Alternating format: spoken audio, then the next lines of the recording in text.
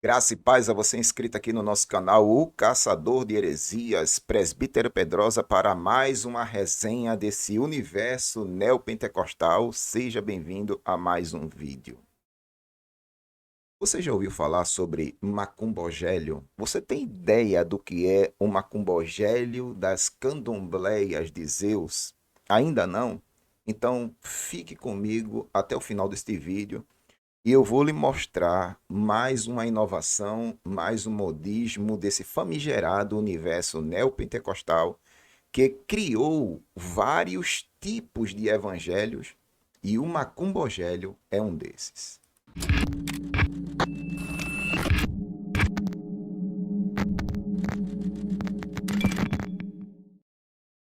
Antes de falar qualquer coisa sobre esse assunto, convido a você a se inscrever neste canal, ativar as notificações, deixar comentário e compartilhar os nossos vídeos. Faça com que o nosso trabalho chegue o mais longe possível. Presbítero Pedrosa, canal O Caçador de Heresias, um canal em defesa do Evangelho contra inovações, modismos, heresias e hereges. Meu objetivo hoje é mostrar a você que o macumbogélio é uma realidade. Mas o macumbogélio nasce onde, Pedrosa? Nasce nas candombleias de Zeus da vida. E o que é uma candombleia? Candombleia é uma nomenclatura que eu desenvolvi para descrever que determinada denominação assume características semelhantes a religiões de matrizes africanas lá dentro dessa instituição. Ou seja, quando você olha para o comportamento e a liturgia desse povo dentro das candombleias de Zeus, você acha que você está num terreiro de Umbanda, num terreiro de Macumba e coisas dessa natureza. Duvida disso? Então eu vou lhe mostrar este vídeo aqui e eu peço que você tire suas próprias conclusões.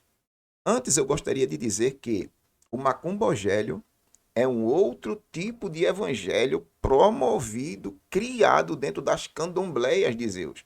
Não é o evangelho de Cristo, não é o evangelho das Escrituras. É um evangelho torcido, distorcido, fabricado à imagem e semelhança de quem criou essa sinagoga de Satanás aqui, irmão, que eu denomino carinhosamente de candombleias de Zeus. Dê uma olhadinha no vídeo e tire suas próprias conclusões. Vamos lá. É o que, rapaz? Opa aí. É o que, rapaz? Veja o toque, não o toque. A gíria, a ginga, se assemelha a um gongá, a um canzoá, a um terreiro, irmão. Olha aí. O comportamento desse povo.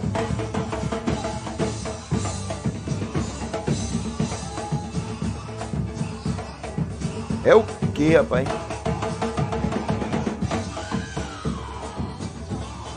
Impressionante, impressionante.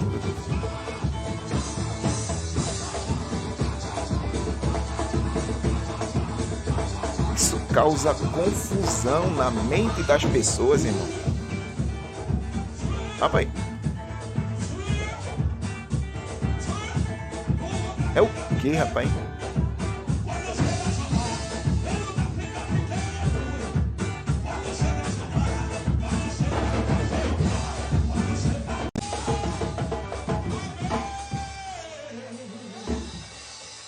Eita, então, assim, esse tipo de comportamento se assemelha e muito a religiões de matrizes africanas, como eu falei. É por isso que eu chamo isso de candombleia do reino de Zeus.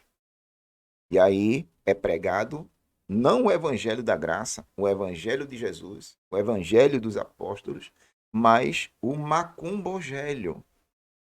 A liturgia de culto, os princípios que eles trabalham aí não são os princípios reguladores de culto das escrituras. Aí você vê muito um misticismo religioso, um sincretismo religioso pairando no ar, uma mistura de religiões de matrizes africanas, espiritismo, judaísmo, porque algumas pessoas aí estão com talit, né, aquele manto de oração no pescoço e coisas dessa natureza. Então, assim, é um tipo de evangelho fabricado à imagem e semelhança do fundador da denominação. Igreja neopentecostal, seja lá que for. Tá entendendo? Eu costumo dizer em minhas pregações que o neopentecostalismo está fora de controle. Fora de controle. Eu digo sem sombra de dúvida, sem medo de errar. Neopentecostalismo é o pentecostalismo fora de controle, que deu origem a todas essas bizarrices que a gente está vendo hoje sendo produzidas e patrocinadas por pessoas que supostamente tiveram lá suas revelações, que eu carinhosamente chamo de revelanébias.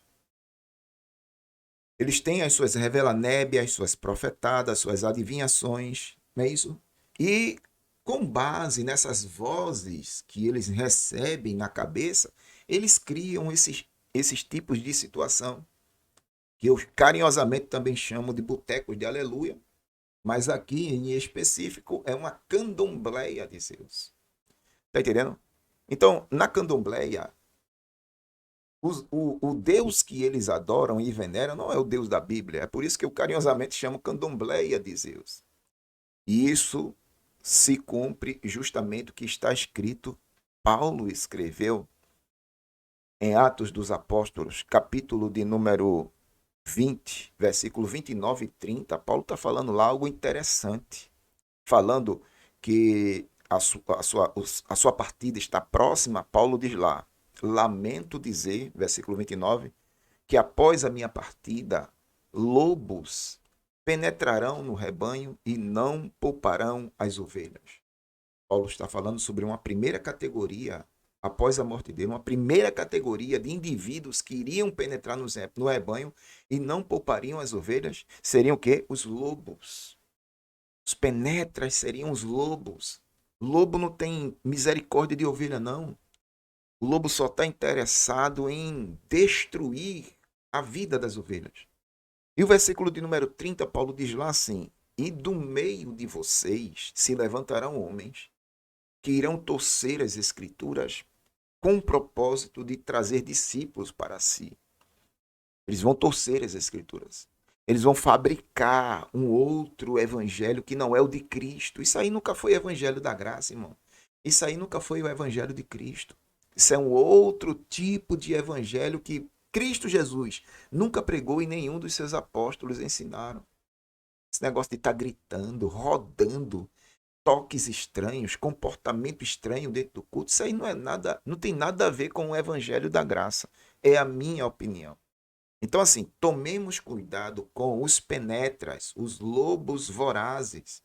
E tomemos cuidado também com os animais heréticos dentro do reino, torcendo as escrituras, querendo dar justificativa bíblica para esse tipo de comportamento aí, irmão. Não, a Bíblia aqui diz assim, a gente está se comportando aqui porque está na Bíblia. Está na Bíblia onde? Mas, por não conhecer as Escrituras e o poder de Deus, eles torcem os textos para tentar justificar este padrão de comportamento dentro do culto, que beira ali a profanação espiritual. Todo sincretismo, irmão, é profanação. Para você que não sabe o que é um sincretismo religioso, é quando numa religião os indivíduos ali dessa religião absorvem traços culturais e religiosos de outras religiões, trazendo para a sua e criando uma nova. Isso é sincretismo religioso. E é o que essas pessoas estão promovendo. Tome cuidado, você que está nesse tipo de denominação, fazendo isso aí.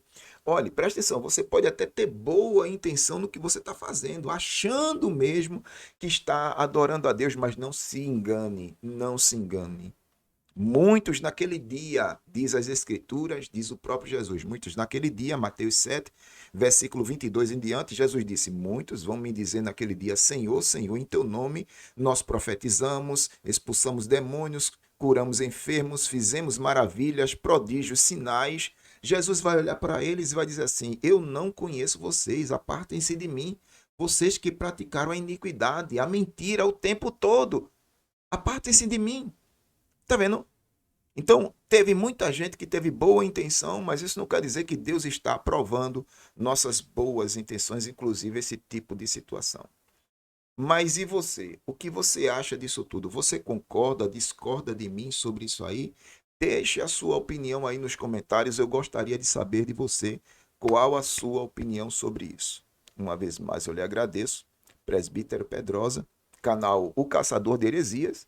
Estamos aqui com a proposta de tirar da cegueira espiritual, da alienação espiritual, da idiotização espiritual, o maior número de pessoas possíveis. Amém? Deus abençoe você, Deus abençoe sua vida, sua família, em nome de Jesus, e até a próxima, se assim Deus permitir. Paz e graça. Cante, ô glória!